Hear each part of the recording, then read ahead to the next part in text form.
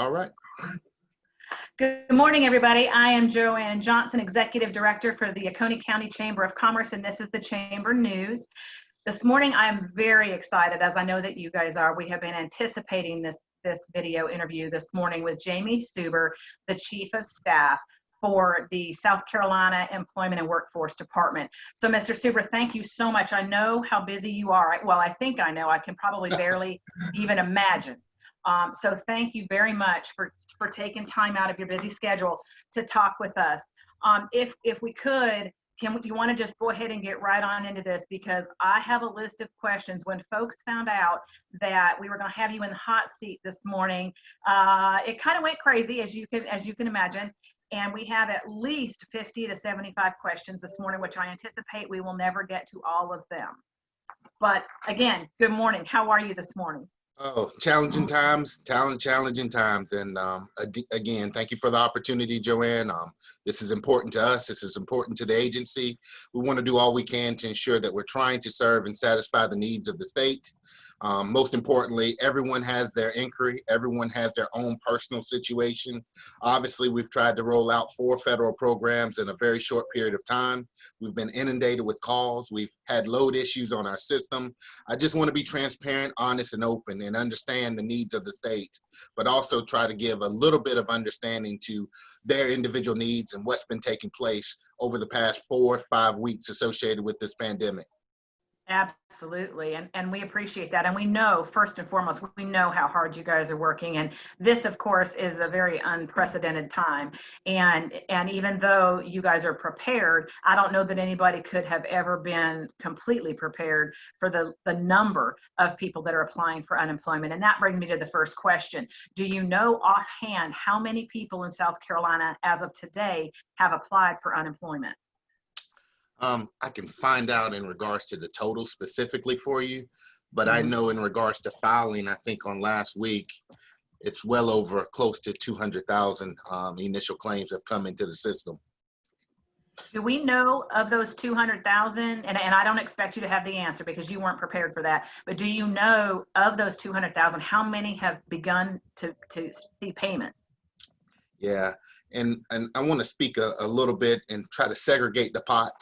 So the universe of UI is huge, so when you're speaking of all claims coming into the system, you have to understand that there's an assessment associated with COVID specific, those that are related to COVID, but there's also a population that's just regular UI.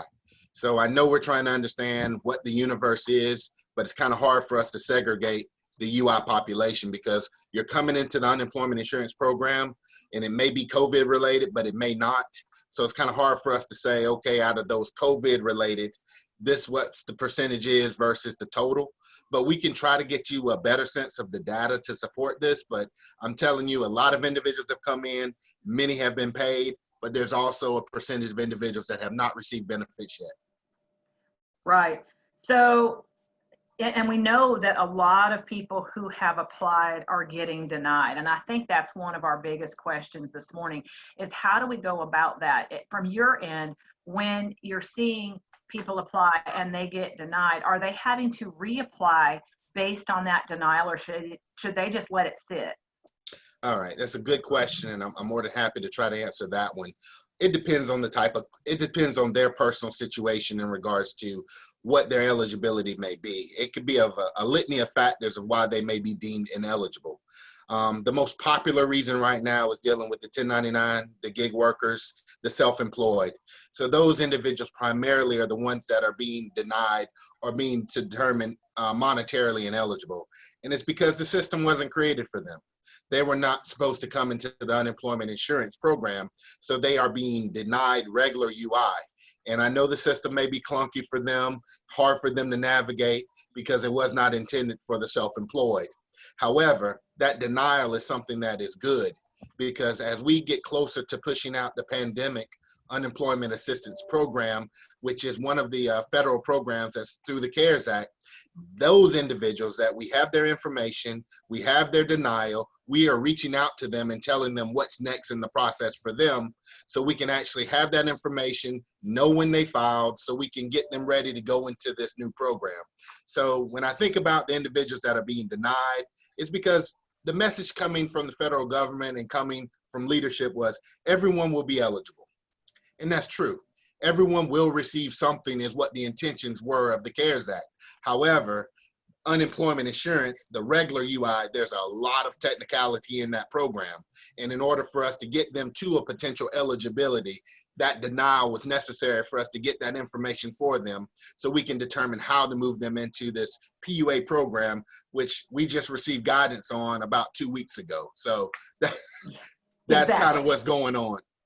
Exactly. And when I spoke with a few of the senators too, we've been talking about this for the past month, and this is a program that was rolled out and maybe in 24 hours. And so there are a lot of hiccups along the way. It's certainly not perfect. And we're asking folks to just please kind of, I know you're frustrated, but just kind of hang tight because they're working through, you guys are working through all of those hiccups and jumping over a lot of hurdles, by the way, as we move forward.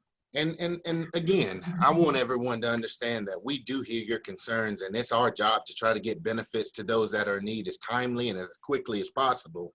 But I do want everyone to understand that we are technically taking uniform guidance from the U.S. Department of Labor and trying to reconfigure our system to receive those individuals so they can receive appropriate benefits for them and their families. So that is what we're trying to do.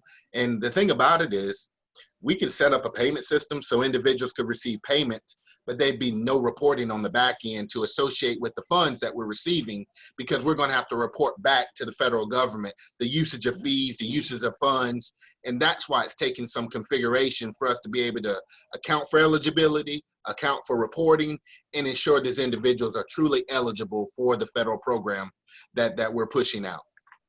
Exactly. So let's go back to the 1099 folks for 1 second. I just want to summarize that one more time.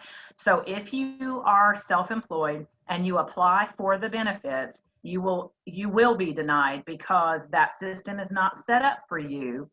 It will, though, trigger that $600 per week. We would be getting an email from you saying, yes, you were denied. Here is the next step in that process.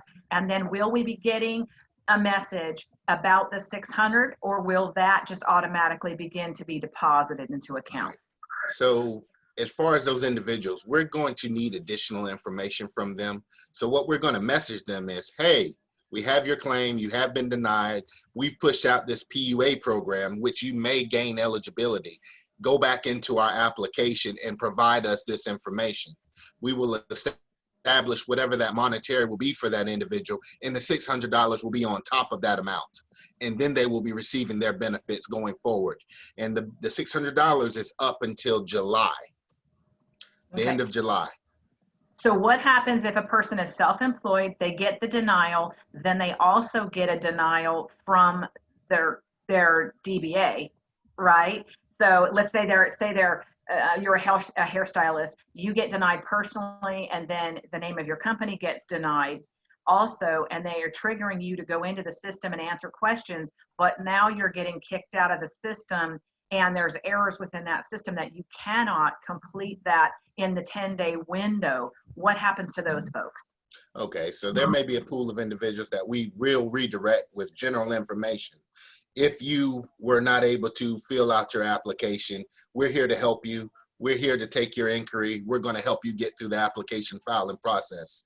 And that's some of the logistical work that's taking place on the back end, is to ensure that we have staff that's dedicated to receive those individuals that have had challenges filing their initial claim, but also preparing them for the filing of a pandemic unemployment assistance claim. So it's twofold. So we will have dedicated staff that's there to actually pick them up, understand where they are in the process, whether they've started or they haven't, and ensure that they get their applications through.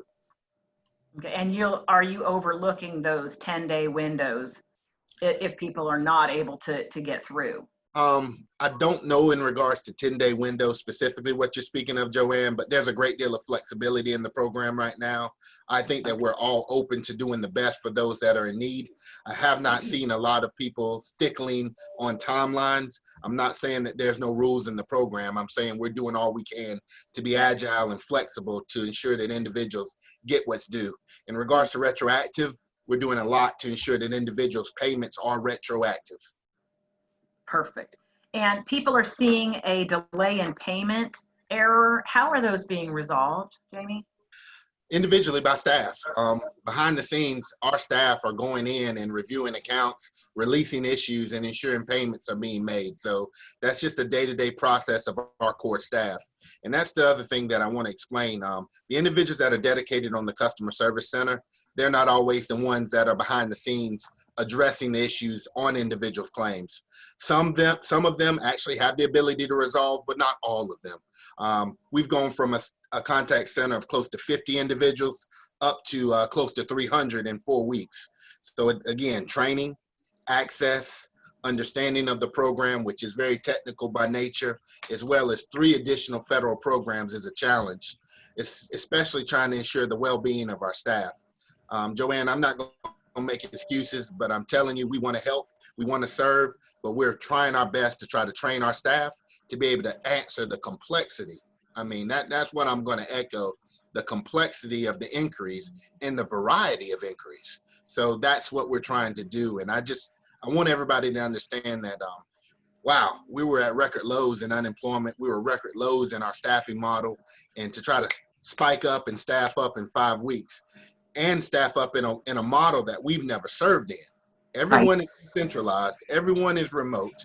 No one is here to help individuals that would normally be able to come into an office. So we're trying to do it all through a single point of entry, and it's just not ideal. It's not the best situation to be in.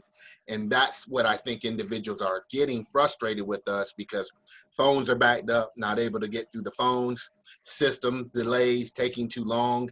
And then here are new filers, individuals that have never filed for unemployment before, trying to learn the system, trying to get educated in how the system works, as well as learning the new programs that may afford them benefits that didn't even exist less than a month ago. Right. And it's not excuses. It's just educating all of us on what you guys are going through. And as we said in the beginning of the call, this is completely unprecedented. And there isn't really a manual to walk through and say, now this is how we go from, say, 1 case of something to 3,000 within a 24-hour period. And and I know I'll speak for everyone who's watching, who's in earshot or eyeshot of this.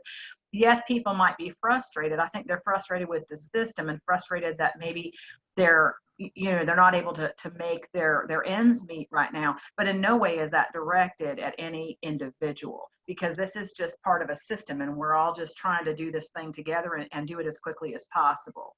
And I don't want to play on the words, but the provisions are under the CARES Act, and I mean, we care. Employment and Workforce cares. We have dedicated staff that's working around the clock to ensure that we can help answer questions and try to provide resolution to those in need. This is a field where we're counter-cyclical, and when things are going well, we're very, very small, and when things are going poor in the economy is when we swell. And it just takes a little bit of a ramp-up time, but our staff truly understand how critical our roles are right now serving this great state. Absolutely. Let's touch on the loans for a second and the way that they may or may not impact unemployment benefits. So you spoke about maybe like the EIDL and the PPP. If people are receiving those, Jamie, are they going to be affected? Are their benefits going to be affected? Part of the provision was to ensure that individuals are not double dipping. And I can't tell a business owner, an independent contractor, what's the best method for them to go about ensuring that they stay in business, they feed their family, and they have resources. So I'm glad that there were 2 tracks initially in regards for individuals to actually to explore and see what works best for their situation.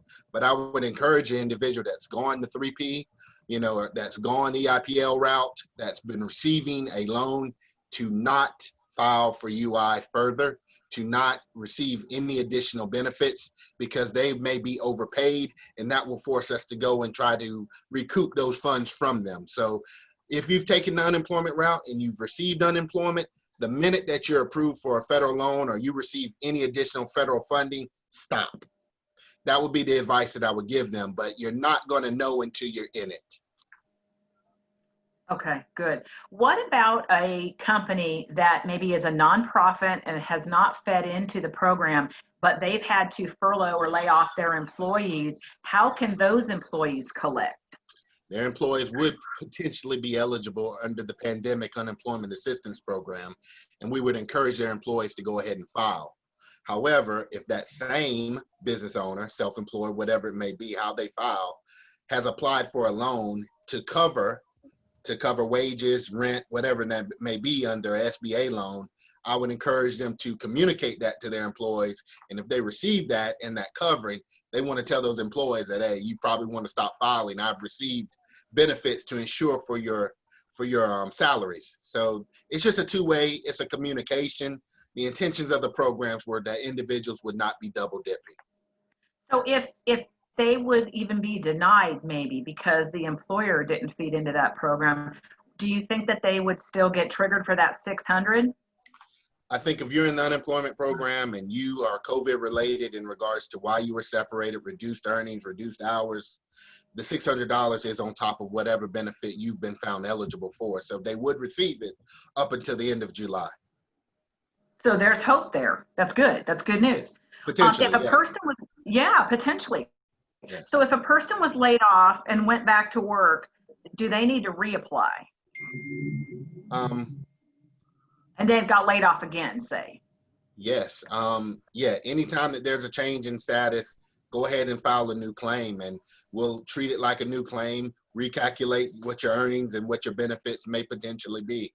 Anytime that there's a change in their status, I would ask that individual to apply. There is no harm in applying for unemployment. So this would then be the same thing. If a person went back part-time and they were currently in your system, they would do that weekly filing claim, I'm assuming, and report whatever the monetary amount was they received. Now, they may continue to get benefits, but would they be reduced? Yeah, Joanne, you looking for a job? That sounds like you know you are. But yes, you're 100% correct. That individual during that weekly certification, we'd ask them to report those earnings and the earnings that they've earned. Oh, you there in your Jamie.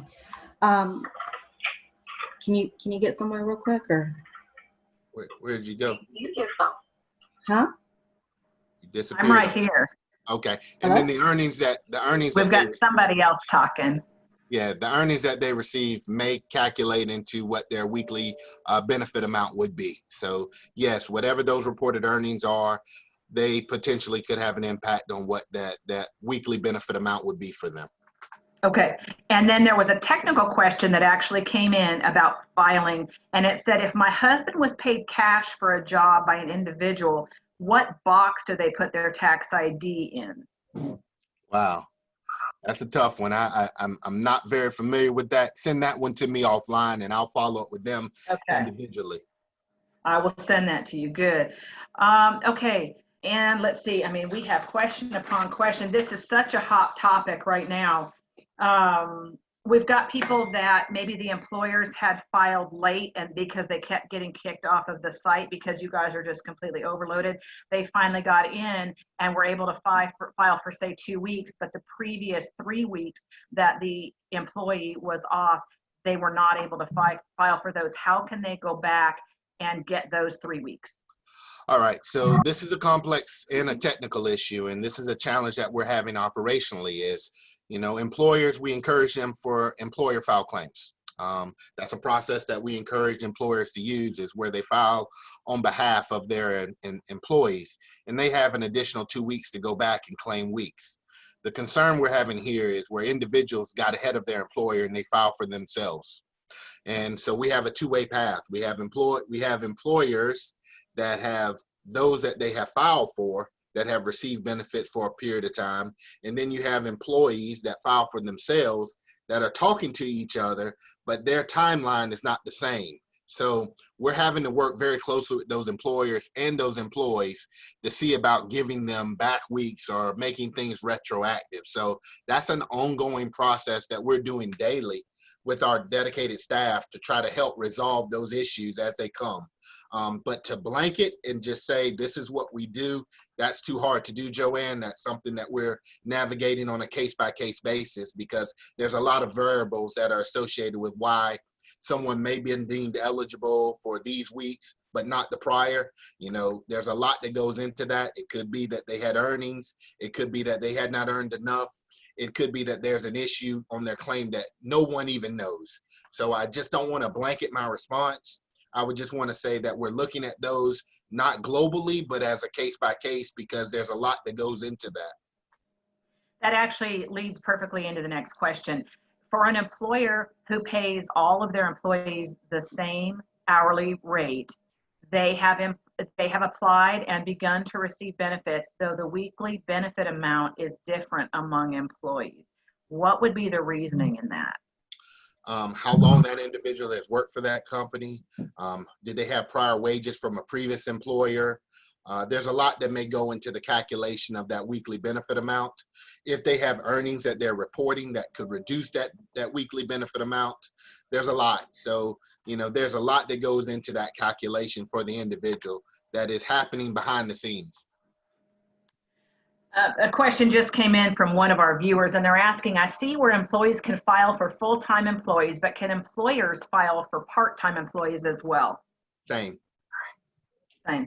Okay. Very good. Oh,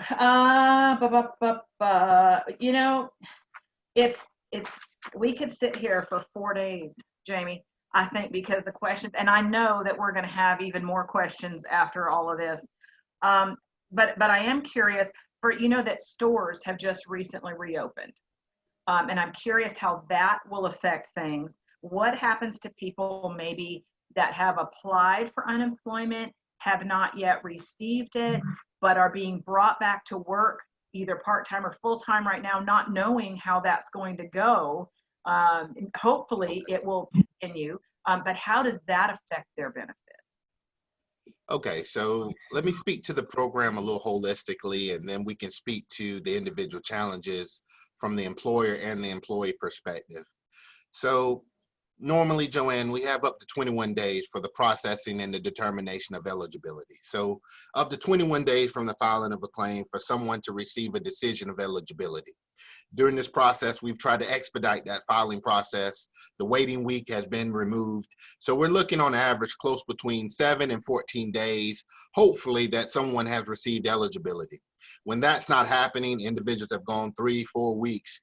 That is a challenging effort for us to go back and try to understand why payment have not received for those that may be eligible. So that's the first thing. It's just a realistic timeline of what it takes to determine eligibility. After that, if an employer is being reopened and they're recalling their employees back to work, we will take their benefits back retroactively and ensure that they receive money that was due to them, even though they're reporting earnings going forward or they're no longer drawing. Perfect. So they go back to work, they're collecting their paycheck, they still will have those checks that from when they had previously applied. Do you want them to continue to stay on the system and report weekly while they're back, just in case something happens and we get a second wave, God forbid, and then they get laid off again? As soon as they go back to work, and whether it's full-time, they should stop. But Okay. If they're working part-time, then report those earnings. Okay, very good. I know you've got so much to do. I'm gonna ask you one more question this morning, and then if it's okay with you, send you a list of questions, and then you and I can touch base again, and then we will get those answers to everybody. Or perhaps if you get some more time, maybe even bring you back as things change. But I am curious about one thing. We are dealing with a pandemic, and Oconee County is simultaneously, ground zero for an EF3 tornado. So we Yes. have people here in this county who lost their jobs, lost their homes, and other than their lives and their loved ones, have essentially lost everything. Yes. And many of them have not yet received a loan, any assistance of any kind, nor have they received anything from the unemployment office yet. How can we get them pushed to the top? Yeah, and I think those are ongoing discussions. We're working very closely with your area delegation to ensure that we're addressing Oconee County. We know the critical challenges associated with this area. Our hearts go out to those that are in need. Our hearts go out to those that are dealing with simultaneous issues. We are well aware. Our staff is well aware. and we're working closely to ensure that anyone in that area, we're doing the best we can to address their concerns, research and investigate them on case-by-case basis. So Joanne, it's a perfect question and it's the honest answer. Yeah, we are aware and we do understand the challenges that have taken place over this last week. So well aware, and we're doing everything we can to make sure that we are responsive, to those that are in need right now. Well, Jamie Seward, Chief of Staff for the South Carolina Department of Employment and Workforce, we appreciate you more than you know. We know how hard you're working, you and your entire staff. We're sending you much energy and blessing and gratitude. We're all going to continue to be patient, and we're going to look to you and the rest of our leaders for answers going forward. Again, thank you. And if you would, I will send you these questions. If you can get those answered for us and get them back, I know that everybody would appreciate it. And if you ever find any more free time to come back and sit with us and just sort of give us an update, because people are confused. It's a confusing and uneasy time. It's frustrating. And again, the frustration is not directed at you and your staff. It is just the entire situation. So again, we thank you. We thank you. Any last words for our viewers? Yes, again, Joanne, truly appreciative of the opportunity.